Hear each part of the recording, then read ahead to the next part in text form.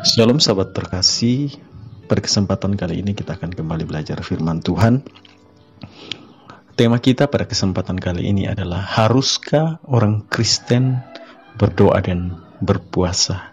Haruskah orang Kristen masuk dalam doa dan puasa?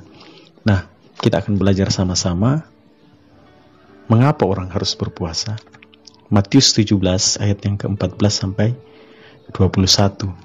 Ya, di mana di situ diceritakan ketika ada seorang yang sakit ayan dibawa kepada Yesus. Nah, orang tersebut bertanya, saya sudah membawa kepada murid-muridmu, tetapi mereka tidak bisa menyembuhkannya. Maka murid-murid tersebut bertanya kepada Yesus, mengapa kami tidak dapat menyembuhkan dia? Mengapa tidak terjadi mujizat? Yesus menjawab bahwa menegur mereka dan berkata, hai kamu orang yang kurang percaya. Jadi tujuan yang pertama untuk kita berpuasa adalah supaya iman kita bertumbuh. Jadi dengan kita masuk dalam doa dan puasa, iman kita akan semakin bertumbuh. Karena kesempatan bagi kita untuk terus banyak di hadirat Tuhan, baik itu berdoa, membaca firman Tuhan, maka iman kita timbul. Nah, Roma 10 ayat yang ke-17 dikatakan iman timbul dari pendengaran dan pendengaran oleh firman Kristus. Yang kedua, tujuan dari berpuasa dalam Matius 17 ayat 14 sampai 21, di ayat yang ke-21 dikatakan, ya, firman Tuhan katakan, Yesus berkata seperti ini, jenis ini tidak bisa jika tidak dengan doa dan puasa. Jadi ada hal-hal yang tidak bisa kita lakukan atau mengusir roh-roh jahat, ya, kita harus masuk dalam doa dan puasa terlebih dahulu, baru kita bisa melakukannya atau bisa mengadakan mujizat. Itu tujuan yang kedua untuk kita bisa masuk, tujuan yang kedua untuk berpuasa. Tujuan yang ketiga dalam puasa adalah Matius 9 ayat yang ke-14 sampai dengan ayat yang ke-15. Ya, pada kesempatan itu murid-murid Yohanes datang bertanya kepada Yesus.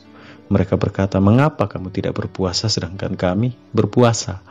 Yesus menjawab bahwa seorang mempelai itu masih ada bersama-sama dengan mereka.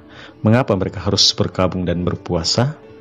Mempelai di sini artinya adalah Yesus sendiri. Jadi mengapa mereka harus berpuasa? Sekiranya mempelai itu diambil daripadanya, barulah mereka berpuasa. Artinya, mengapa kita harus berpuasa? Karena Yesus sudah tidak ada lagi di dalam dunia ini.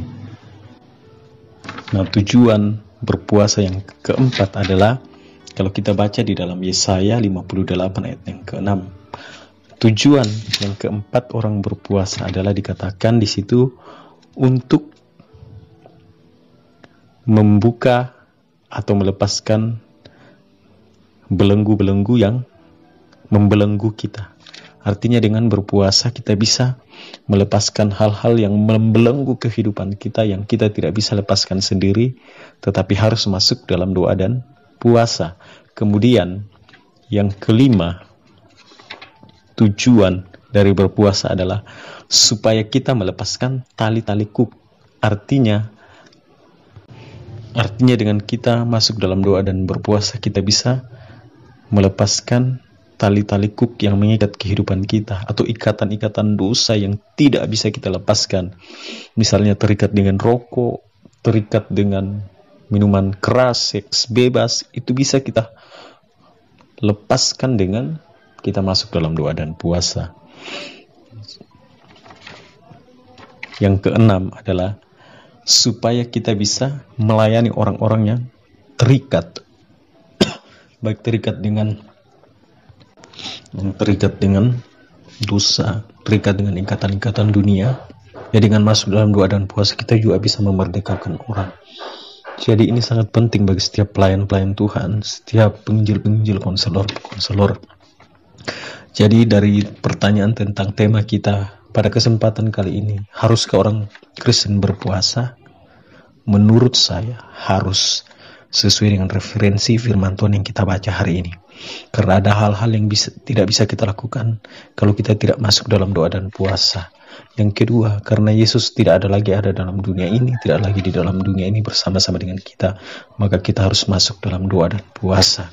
Kemudian ada hal-hal yang tidak bisa kita lakukan dalam dunia ini, kita bisa lakukan itu dengan kita masuk dalam doa dan puasa. Kita bisa melepaskan belenggu-belenggu yang masih mengikat kehidupan, membelenggu kehidupan kita, yang tidak kita bisa bebas untuk datang kepada Tuhan, yang masih mengintimidasi kehidupan kita. Kita bisa melepaskan tali-tali kuk, melepaskan ikatan-ikatan dosa yang selama ini susah kita lepaskan. Terlebih kita juga mampu melepaskan orang-orang yang terikat dengan kita terus ada dalam doa dan puasa. Jadi doa dan puasa itu sangat penting bagi orang-orang Kristen, terlebih bagi anak-anak Tuhan yang melayani Tuhan. Jadi bagi orang Kristen harus ambil kesempatan masuk dalam doa dan puasa. Tuhan Yesus memberkati kita semua. Selamat beraktivitas.